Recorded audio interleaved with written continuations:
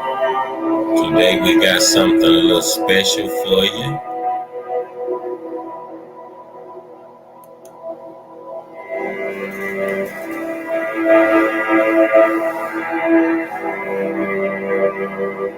Today we're going to be talking about soul ties. Soul ties. What's in your soul? How many souls do we possess inside?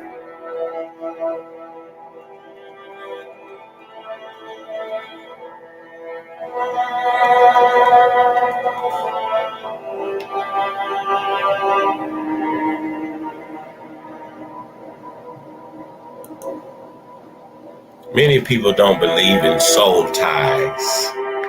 Many people have never heard of a soul tie. But soul ties are the things we get entangled in when we have sex, when we have fornication. You see, to God, a marriage is when two people come together and become one flesh. Soul ties are supposed to be good things. Most times, they should involve love.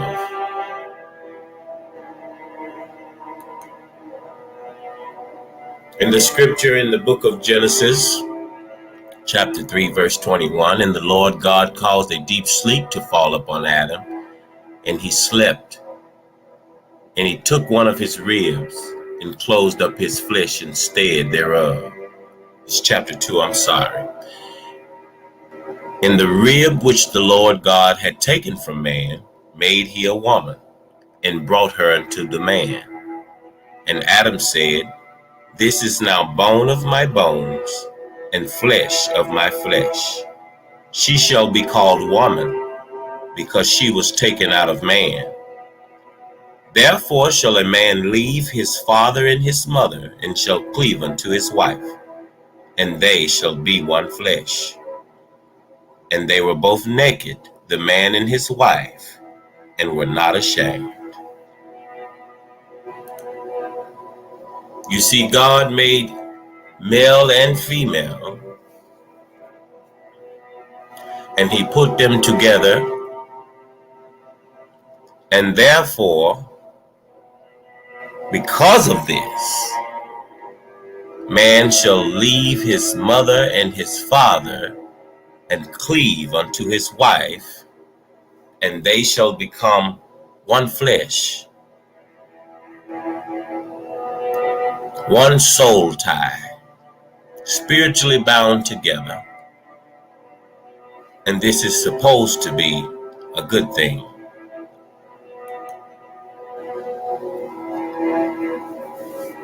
With this illustration here, I'm looking to show you that when man and woman comes together, they become one whole.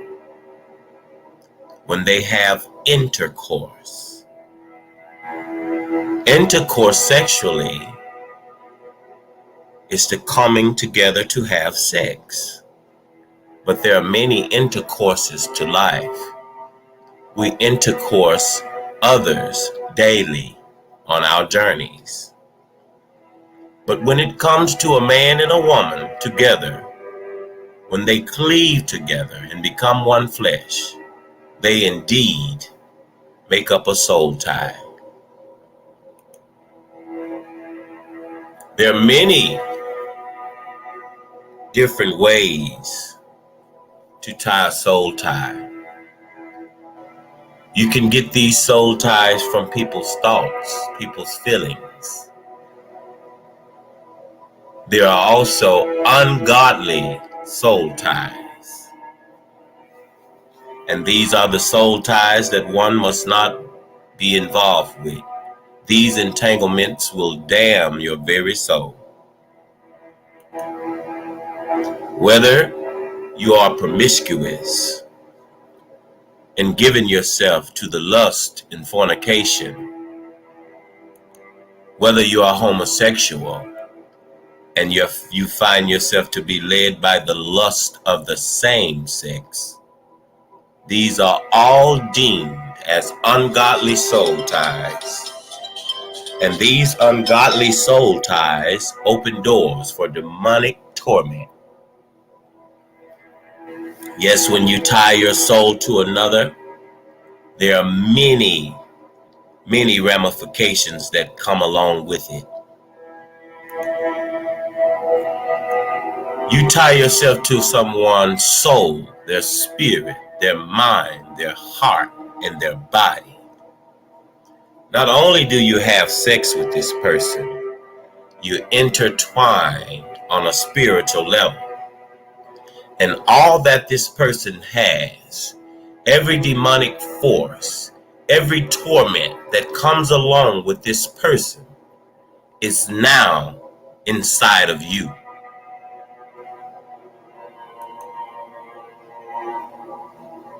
Matthew chapter 19, verses 4 through 6. And he answered and said unto them, Have ye not read that he which made them at the beginning made them male and female, and said, For this cause shall a man leave father and mother, and shall cleave to his wife, and they twain shall be one flesh. Wherefore they are no more twain, but one flesh. What therefore God had joined together, let no man put asunder. And Jesus was speaking this to the Jews at this time, which were questioning him about how he felt about divorce. And Jesus reminded them that Moses suffered them a bill of divorce because of their much agitation. But he reminded them that what God had joined together, let no man put asunder. Because there are many, many spiritual ramifications that come along with the divorcement of wives and husbands. This here is an excerpt about the woman at the well. John chapter 4, starting with verse 15 states, The woman said unto him, Sir, give me this water that I thirst not, neither come hither to draw. Jesus said unto her, Go, call thy husband, and come hither. The woman answered and said, I have no husband. Jesus said unto her, Thou hast well said, I have no husband. For thou hadst had 5 husbands, and he whom thou now hast is not thy husband.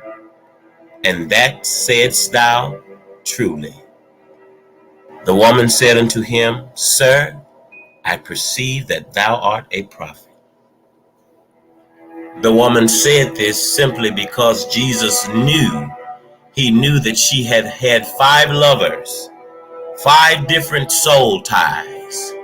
And the man that she was with now, she was not married to, but taken up with in a soul tie. So Jesus let her know that she had 5 husbands, but this man who she was with was not her husband. What was he saying to the woman at the well? You had 5 husbands, but this man here is not your husband? He was stating to her that she had 5 soul ties, and she was still tied to each one as a husband, because in God's eyes, to become one flesh, to have sexual intercourse, is to be married. How many husbands or how many wives have you had? Based on the information that the scriptures give us about the woman in the well, we are likely to have 5 or 6 wives and not know that they are deemed our husbands or our wives, because we do not know the principalities, we do not know the principles behind fornication. So she was involved in a soul tie, A soul tie that was just like a web, just like this rope that was tied into knots. Herself and many others in an entanglement with their very souls. 1 Corinthians chapter 6 verse 15 states, For you know not that your bodies are members of Christ? Shall I then take the members of Christ and make them the members of an harlot? God forbid. What?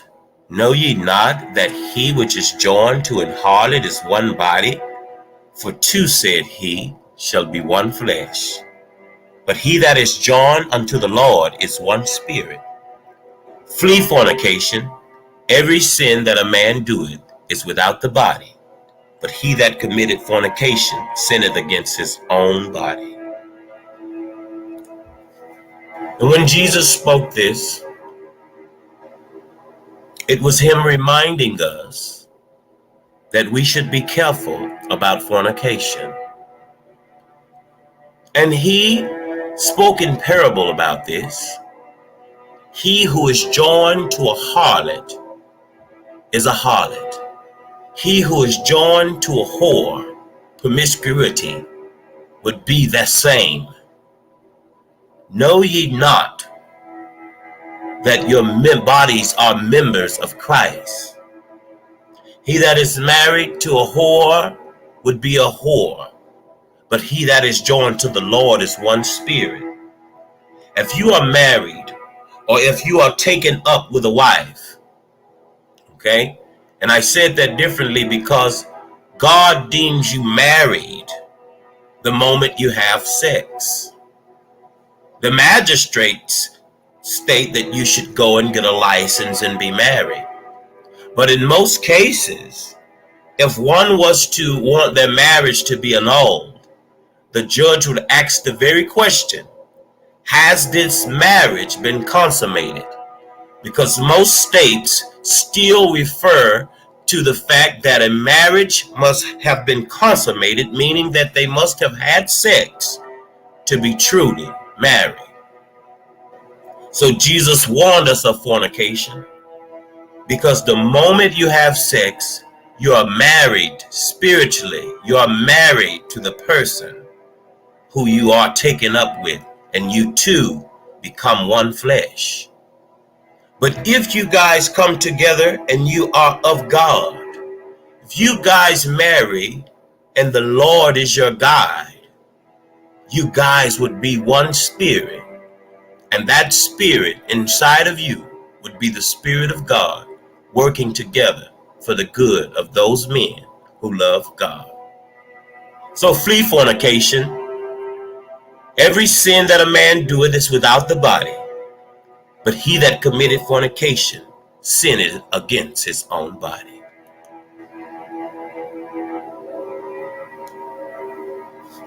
This is an illustration of one who sinneth against their own body.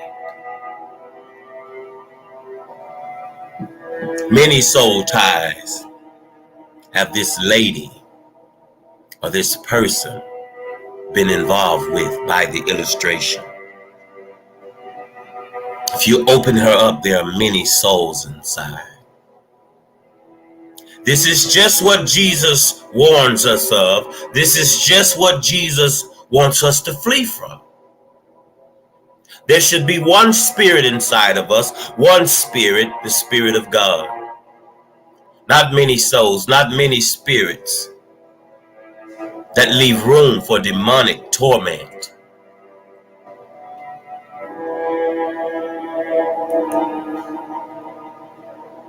This illustration shows you how a sex soul tie increases in numbers. If you're taking a look at this illustration, let's say this girl over here in blue is you. You think that you're in love and you get involved with this person. This person has an anger problem. This person is involved with this person who has a negative attitude. He's also involved with this woman who has low self-esteem, who is involved with this man who we know nothing of, who is involved with another man who is the same. This guy here who has the anger problem, who you are tied to, also is tied to another woman with the spirit of addiction. He's also a closeted homosexual who likes men. Okay? This man likes to be locked up and he likes submission. Okay? This man has lack of trust. And the soul tie web goes on and on and on. And you, being one who believes in love and thought you were getting involved with one person, and because you did not know this person, and because you were not led by God, you now have many souls that you are tied to and that are tied to your spirit. And all of these negative characteristics that these souls bring, those characteristics now belong to you. Let's take a look at how this starts. We will start over to the right of this chart, where we would speak about your childhood and certain things that follow you throughout your life. During childhood, a child may undergo abuse, whether it may be sexual, verbal, emotional, psychological, or religious abuse. This child may also have toxic families, where they experience rejection, lack of love, and sibling rivalry. The childhood may involve toxic friends or inordinate affections. The same goes to abuse. When we get into school, we learn a new way. We begin to interact and socialize with others, our peers, and we begin to gain crushes on our schoolmates and sometimes our teacher, where most of the time we lack control. Then we have the abuse that comes from bullying, also the fear that comes from bullying. These things attach themselves to our minds, hearts, and bodies, and souls and spirits. You have fagging, which is horseplay, performance pressure, and abuse by your teachers and other students. All of these things in one's mind, all of these things attach to one as they go into their youth. Now, in your youth, you experience promiscuity, and the knowledge that you gain from school, you remember crushes. So you date, and just like in school, you don't mind getting a new mate here and there. I'm with you this week, I'm with her next week. My buddy over there has no one, why don't you go with him? This is the mindset that we pick up in our promiscuity. We also have the peer pressures of sex and other things. Study pressures begin to weigh on our mind, and we don't know whether we will sink or swim. It is also the time where people are introduced to homosexual activity. We take these things into our adulthood, where we have extramarital sex. And remember this, when two becomes one flesh, when they have sex, in God's eye, that is a marriage. So when one is unfaithful, that is extramarital sex. We begin to be involved in drug activity, work pressures, and for some, still homosexual activity. If you look at the way this happens on this chart here, some of us get involved with homosexual soul ties even when we're not homosexual. Sometimes the person that we deal with that are homosexual puts that spirit inside of us, puts that soul tie inside of us. Those thoughts and feelings come from out of nowhere. And you don't understand why you feel this. You don't understand why your mind is contrary to itself. It's because you have other men and other women's thoughts inside of you working against you at all times. A lot of us fall under cults. We fall in deception, control, and submission. This goes to our jobs, gang activity, and other social entities that keep us bound. A lot of us fall into this category. And these are the things we have in our spirits. So when we in turn have sex or become married or become one with another, we give these very things to them. 1 Corinthians chapter 7 states, "Now concerning the things whereof ye wrote unto me, it is good for a man not to touch a woman.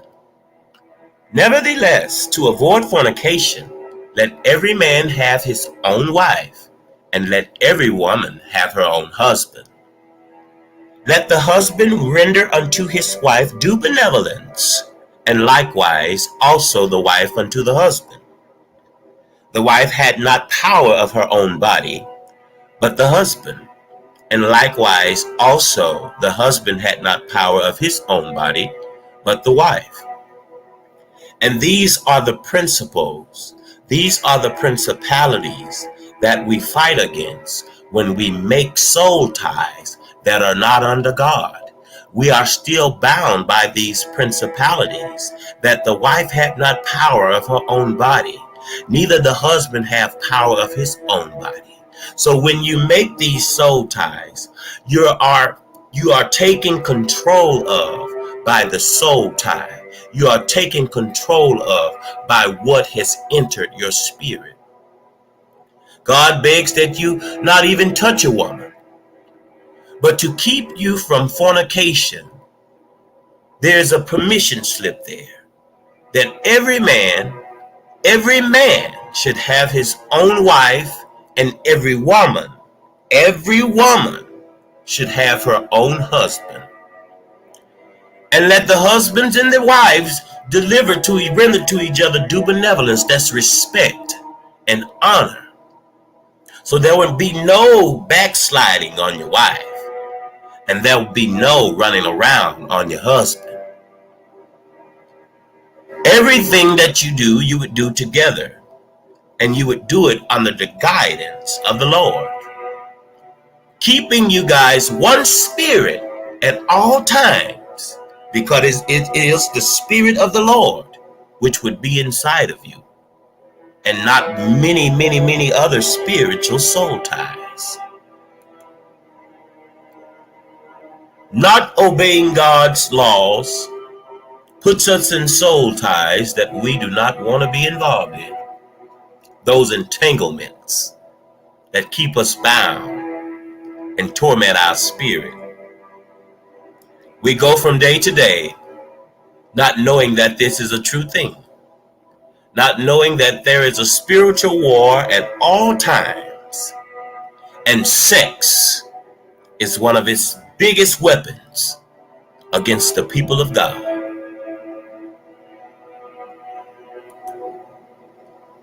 1 Corinthians chapter 7 verse 5 states, "Defraud ye not one another, except it be with consent for a time, that ye may give yourselves to fasting and prayer, and come together again, that Satan tempt you not for your incontinency. But I speak this by permission, and not of commandment. For I would that all men were even as I myself, but every man had his proper gift of God, one after this manner, and another after that." So having a wife, having a husband is a gift. Sex is a gift. And the scriptures say, "Defraud ye not one another, except it be with consent for a time." So what is God is saying here is sex is not for always. It's just for consent for a time. And we should always give ourselves in fasting and prayer. Okay? That Satan may not tempt us for incontinency. And I did you the favor of defining incontinence at the bottom. Incontinence, inability of the body to control the evacuative functions of urination or defecation. So this word means that you cannot control your bladder. Partial or complete loss of bladder or bowel control. B, failure to restrain your sexual appetite. So we must understand that a failure to restrain your sexual appetite is the equivalent of going to the toilet. We heard that before. So God said he gives us this thing called sex by permission. It is not a commandment. So don't go to your wife stating that she should give to you, or don't go to your husband stating that he should give to you because it is God's command. No, it is God's permission. And this thing called sex should be an agreement and not for the taking, because it shows that one cannot restrain their sexual appetite, the equivalent of going to the toilet on someone. So yes, indeed, when Miss Seeley made the statement from the movie The Color Purple that it felt as though Mr. was going to the toilet on her when he would have sex with her, there is a principle. There's a principle from the scriptures that aligns with what she said. This man could not control his sexual appetite. So his sex, his orgasms would have been the equivalent of going to the toilet. He could not hold his bladder. He could not hold his defecation or urination. In the movie, and this is just a movie, but I like to give it a real life aspect at this time. As you can see, when Miss Shug first met Seeley, she thought Seeley was ugly. You sure is ugly. But if you pay attention, this was the first time that we were introduced to Shug in Seeley's meeting. So this would have been the first time that she was around after Mr. had took Seeley for a wife. So now, being that they were in this love triangle of soul ties, there was something of each other inside of themselves. And I say this is the very thing that caused her to end up in the bed with Seeley. See? As I said to you, these many soul ties and not knowing where one has been could lead you down a road to abominable fornication, because one could be a homosexual in their emotions, mind, heart, soul, or spirit. And this could in turn cause you to have those feelings.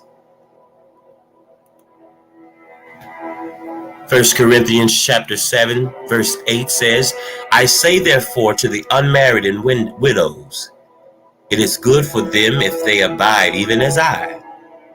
But if they cannot contain, let them marry, for it is better to marry than to burn.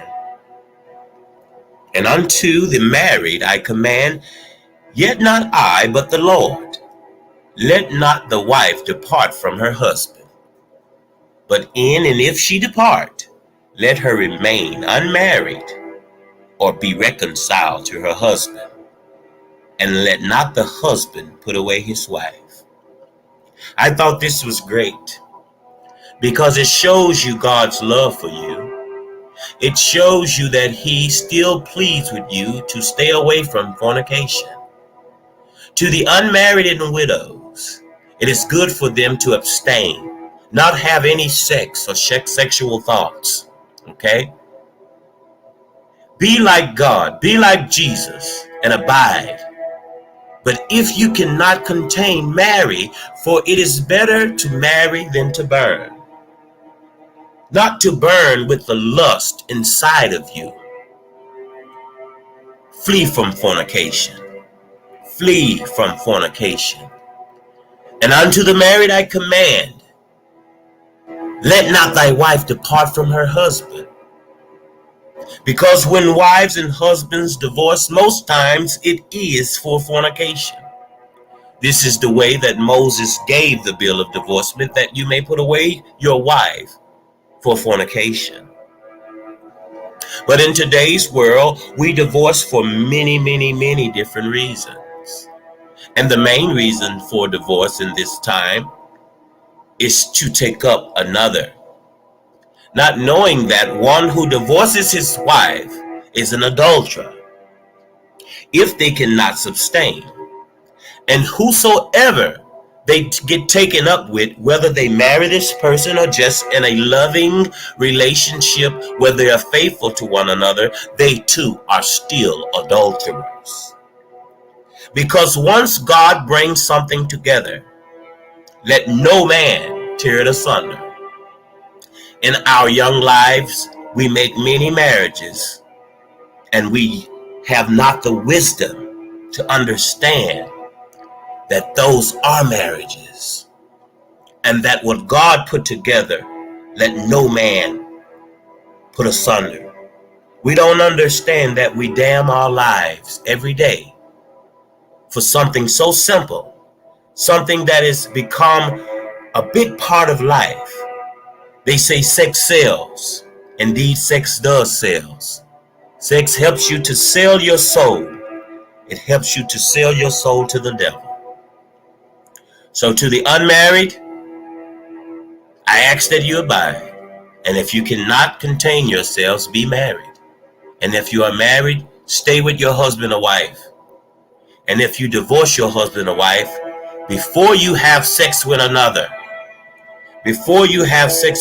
please give thought to reconcilement with your husband, so that you could abide, so that you could obey God, so that you could continue to have the one Spirit of God inside of you.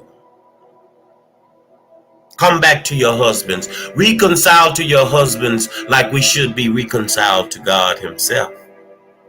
This is why this is a principality.